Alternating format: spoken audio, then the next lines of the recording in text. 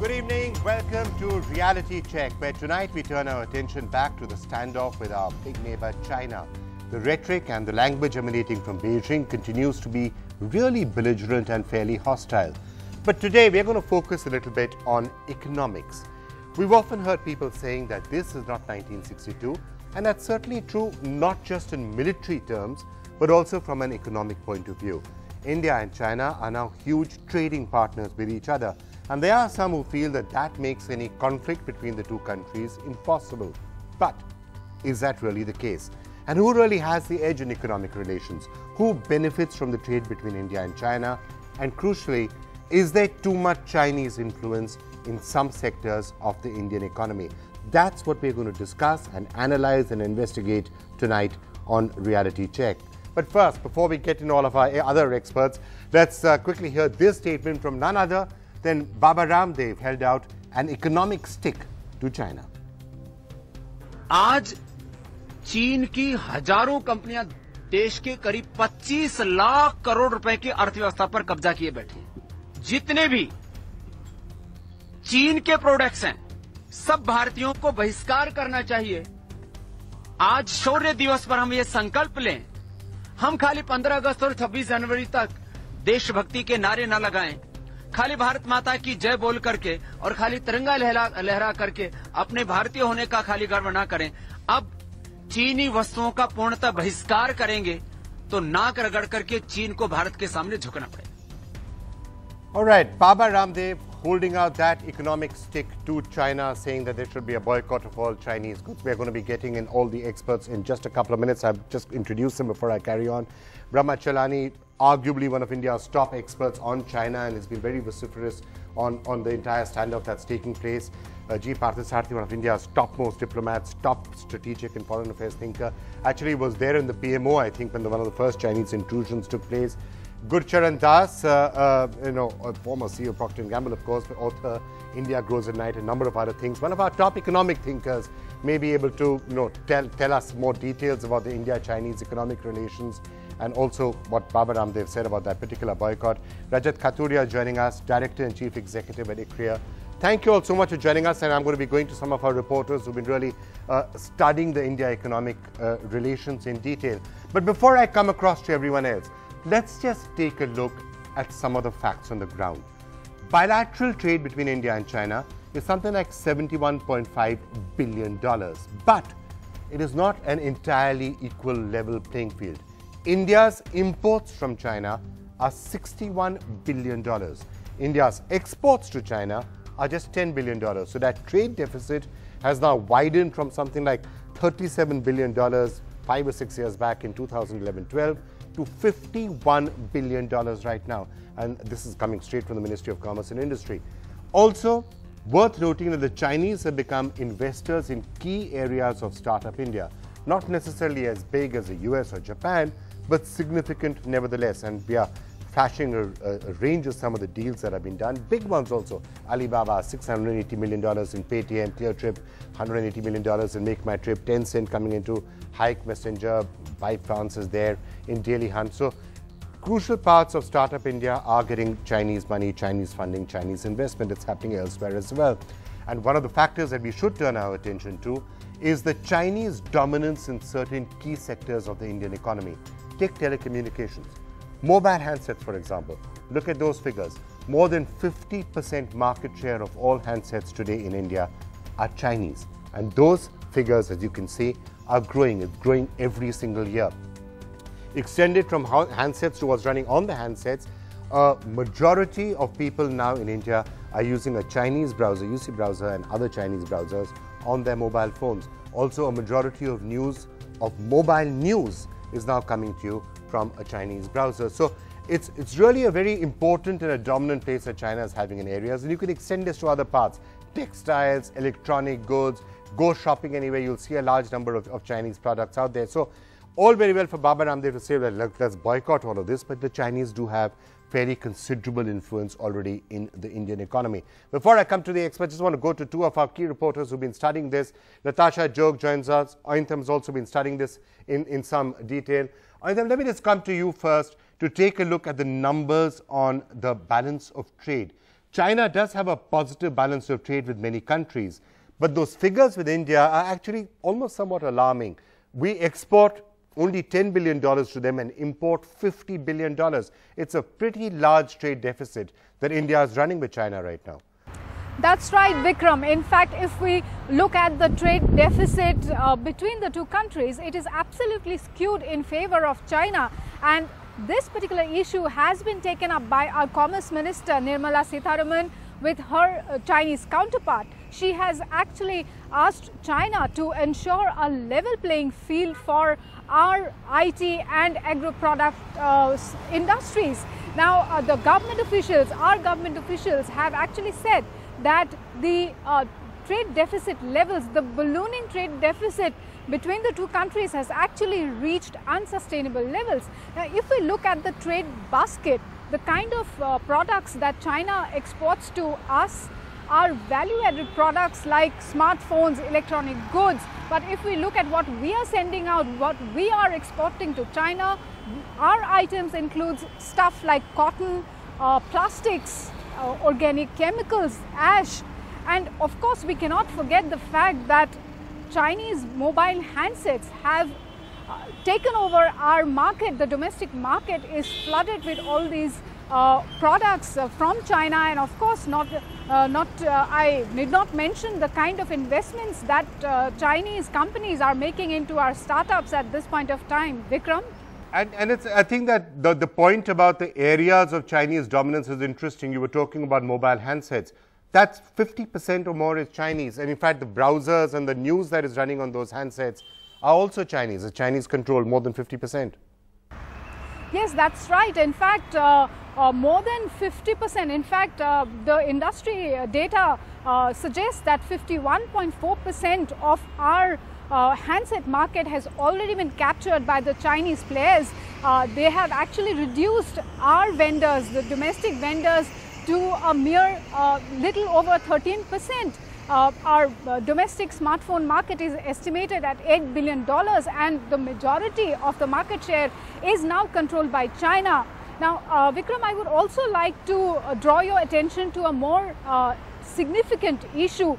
The UC browser, which is China's utility and content app, has also captured over 50% of the mobile internet surfing space in our country. Now, what is more interesting and maybe worrisome in certain ways is the fact that UC browser not only is the market leader when it comes to net browsing through on our mobile handsets, it is actually designing and curating the content for us, and they are actually creating the feed and pushing it to us. So maybe that could be something that might be a cause of concern for us, Vikram. All right, Anantam, thank you so much for joining us with that perspective. Natasha, let me just move to you. You've been monitoring the startup space more than in just about anybody else I can think of. Big Chinese investments are coming in and we keep hearing about them. But put that into context for us. Are the Chinese controlling our startups more than other countries would be, like Japan or the US? Hi Vikram, well not really. Now, we just need to understand India is the world's third largest startup economy, which means that we really have a super successful startup generation at present. Naturally, we are very attractive for investment. There is a lot of money to be made, and there are, you've mentioned Japan. Now, SoftBank, that really major Japanese telecommunications company, is, according to some reports, pledging $10 billion on India. They, of course, invested in some of our biggest startup companies, Ola, Oyo, Tiger Global, again headquartered in New York, very big on Indian companies. They're constantly scouting around. Flipkart, of course, they're big investment. But China has been eyeing India for a while now. Actually, it's two ways. We've seen Indian entrepreneurs also very confident about getting money from China, and there's sort of wooing happening both ways across the table, if I may say it like that. Now, you mentioned some company. Let's just go into a bit of detail on that, which is, let's say, Alibaba. Alibaba, in association with Paytm, of course, now very legendary, the kind of concerns that we've seen being raised by Ramdev. We've heard them in the past as well. But that's not the only, that's perhaps the one big ticket one. But we've also seen Tencent, which has been invested in Flipkart, Ctrip, in Make My Trip, and we're talking about billions of dollars here. And why is this so? Because, you know, there are similarities, cultural similarities between China and India. There are similarities in consumer spending. And just look at the numbers that India offers, 1.2 billion. Again, Chinese investors look at India more warmly than they would to the US. And one last point, which is also the Chinese economy slowing down, concerns there. And increasingly, we've seen Chinese investors not just look at Indian startups for strategic purposes, but also look at return on investments, which is why we are seeing suddenly so much more talk about Chinese investors coming forward. Interesting, though, that there are not too many of them that have set shop in India as yet. All right, Natasha, thanks for joining us with that perspective. Let me just get all the experts in. So we've heard a range of data. I'm going to come to Baba Ramdev's call for a boycott in just a couple of minutes, but let's first try and understand the landscape. Brahma Chelani, is there anything from what we have heard so far that would cause you concern? The concern is this, that in the last 3 years alone, China's trade surplus with India has doubled. While we discuss what steps we ought to take, the Chinese are flooding the Indian market. Their FDI in India remains modest despite the latest surge of investments. It's principally the avalanche of Chinese exports to the Indian market, plus the fact that China has emerged as an important creditor, creating a Mumbai lobby that's beholden to China. So we have three major concerns strategically. The first is that we are underwriting China's India containment strategy. For example, CPEC that China is building through Pakistan-occupied Kashmir, its total value is less than the annual trade surplus that China enjoys with India. And that's just 1 year's trade surplus. So from whatever China is doing in terms of containing India, India is actually indirectly funding that by allowing China to reap this huge and burgeoning trade surplus, which if you look at the last 6 months figures, is now running at $60 billion annually. The second concern is the domination of China in India's telecommunications and power sector. And the third is the fact that China is leveraging its credit to certain important Indian companies, and it has created a lobby within India that is putting pressure on the government not to do anything on the trade front. Well, of course, that has to be debated. Good, Charan Das, let me get you in before I come back to Brahma. The question of, I mean, we've talked about a lot of this. Is there something, look, there's tension on the border, there's saber rattling that's taking place on both sides. What would be your take on the economic front? Are there things that are happening that will be causing you concern, such as the trade deficit or Chinese control over key parts of the Indian economy? Or do you think this is par for the course in a globalized world and we shouldn't think about it twice? Well, Vikram, I think we should separate the strategic issues with the trade and the business issues. Frankly, you know, I'm a free trader, and I believe that trade is good and free trade is even better. And but of course, it's true with the kind of context of a 6-to-1, where they have 60 billion we import and 10 billion we export. It does give you ground for a pause. And Gurcharan, if I could just interrupt you, free trade is fine so long as the other party is also a free trader. The Chinese are not just by India. Half the world has accused the Chinese of stacking the decks in their own favor. I mean, Trump used to say, Trump's of course gone softer on China a bit since he became president. He used to say that the Chinese are currency manipulators and what have you. So free trade is as good as a concept, so long as both sides are playing fair. Vikram, but for 30 years we have heard this talk that the China is subsidizing its trade. And frankly, you know, you can't do it for so long. It catches up with you. The books have to be balanced at the end of the time, at the end of a period. You can only subsidize for periods of time. Now they have become a hugely competitive economy, and let's accept that.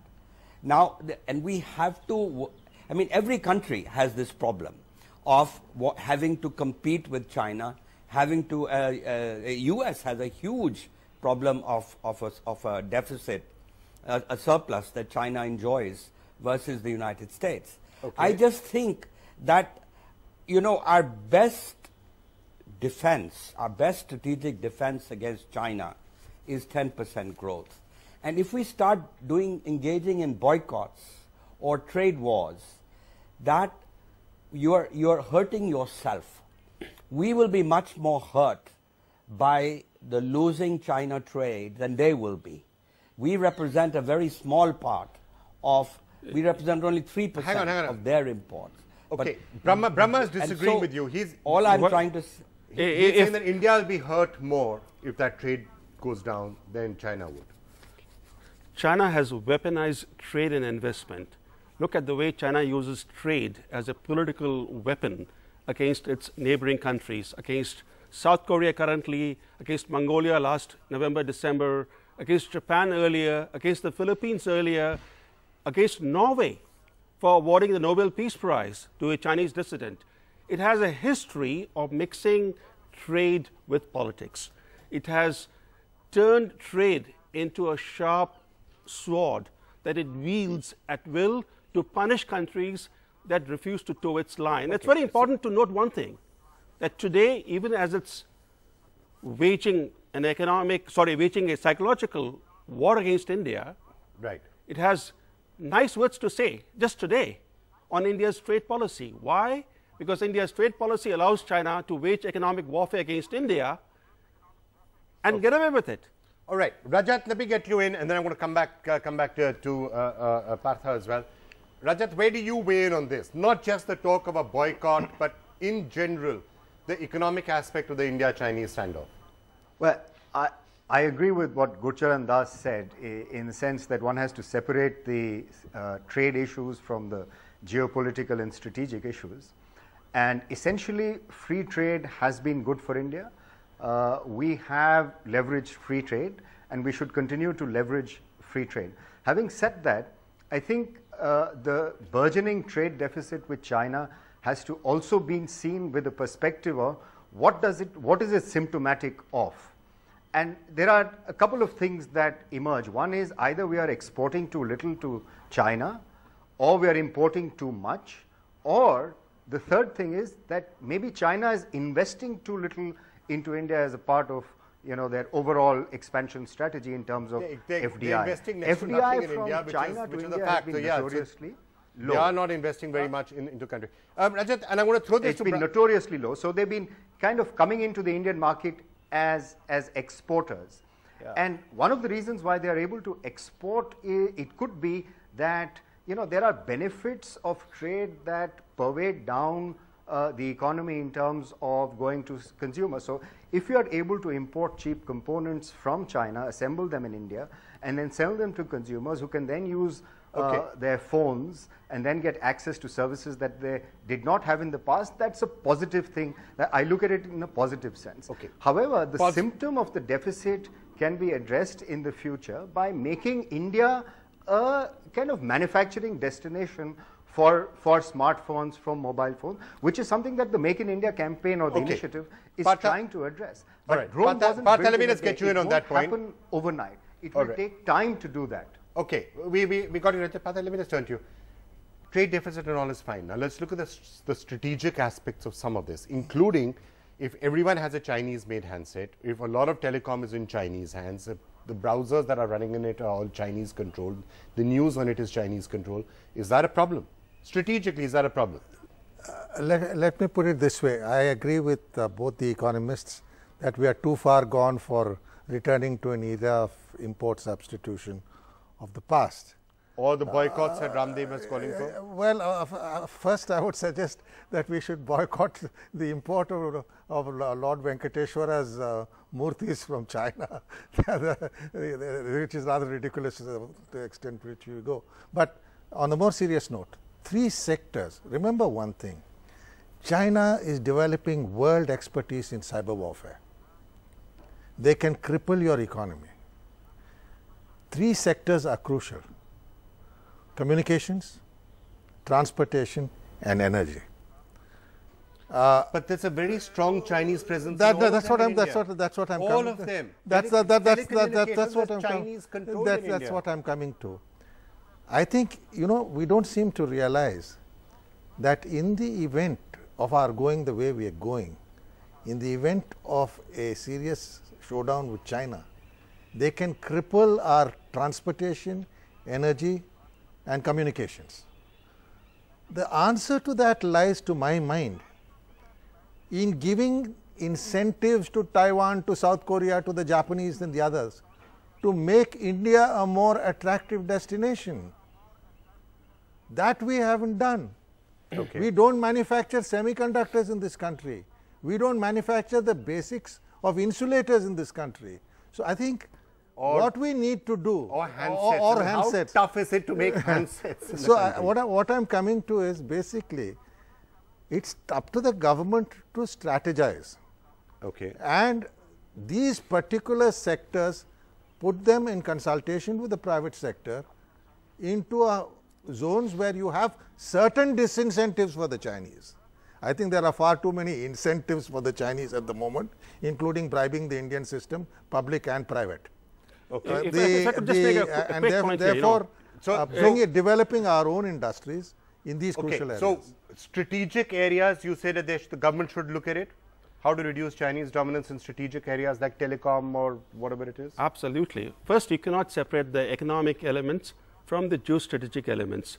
Geostrategy includes economics as an essential component. In fact, what we need to do is to have a holistic integrated approach in which we blend military, diplomatic and economic instruments into a coherent strategy vis-a-vis China. Okay. Second point I wish to make is that when China is waging economic warfare against India, its goal is to stymie the creation of a robust manufacturing base in India. By dumping goods in the Indian market, it ensures the fact that Indian manufacturing sector doesn't grow, and also by dumping goods at a very low price in the Indian market, it deprives the Indian government, Indian state, of billions of dollars in customs duties and tax revenue. So it's a two-pronged economic warfare that is being waged. You can only address that if it's part of a geostrategic plan. Look at it in a geostrategic manner. I'm out of time. I'm just going to get final quick words from both Rajat and from Gurcharan Das. Look, both you gentlemen said, Gurcharan Das, you said we need to be free traders, and free trade and globalization has helped India, which is true. Together with that free trade, would you share the concern that two of the strategic experts here have voiced of having certain sectors, crucial, strategically important sectors of the Indian economy in Chinese control, and telecommunication, transport, energy, some of the things that have been spoken about? Do you think we should be watchful about that and careful about it? Gurcharan Das. Well, we should be watchful. I mean, there's no question about that. But I would still say that our stance, the idea of boycotting, the idea of having a trade war is what Ramdev said is very, very wrong. Yeah, but monitoring strategic areas you think should be done. Said,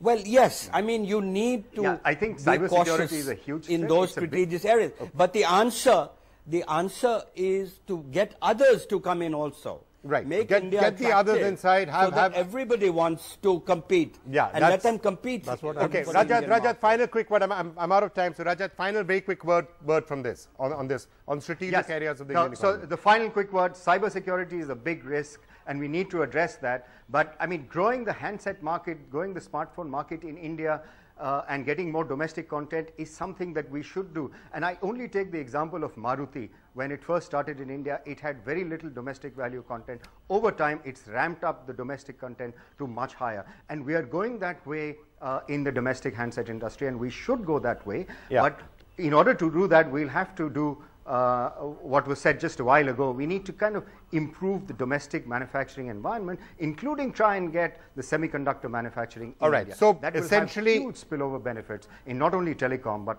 so in essentially, other IT you've got the views from the experts, right? Look, there are things to be worried about and concerned about, and if the government is listening and watching this, you may not want to go for a trade war, you may not want to encourage boycotts, but you should certainly be looking at Chinese control and dominance in certain areas, which is not to say that you need to go away from free trade, but you need to be watchful. You don't know. It is a changing world, 2017. What's going to happen 2-3 years from now?